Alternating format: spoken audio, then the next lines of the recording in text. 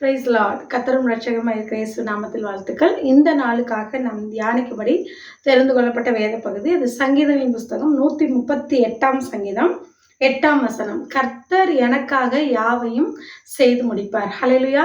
கர்த்தர் நமக்காக எல்லாமே செய்து முடிக்கிறேன் என்று சொல்லி இருக்கிறார். பிரியமானவர்களே, தாவீதுடைய வாழ்க்கையில பார்த்தீங்கன்னா, ராஜாவா அபிஷேகம் பண்ணதுக்கு அப்புறம் அவன் வாழ்க்கையில வந்த பிரச்சனைக்கு அளவே இல்லை. ஆனாலும் அவனுக்குள்ளாக ஒரு நம்பிக்கை இருந்தது, கர்த்தர் எனக்காக யாவையும் செய்து முடிப்பார் என்று சொல்லி.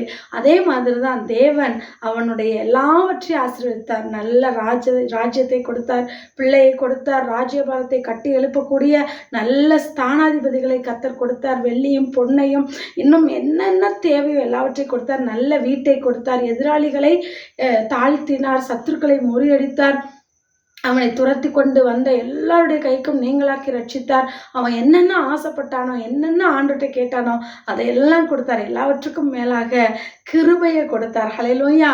அவனுக்கு மட்டுமல்ல, அவனுடைய சந்ததிக்கும் அந்த கிருபையை கொடுத்து ஆசீர்வதித்தார். பிரியமானவர்களே, இந்த நாளிலும் கர்த்தர் உங்கள் வாழ்க்கையில் உங்களுடைய தேவைகள் எல்லாவற்றையும் சந்திப்பார், உங்களுக்காக யாவையும் செய்து முடிப்பார். ஆகவே நீங்கள் தைரியமாக இருங்கள்.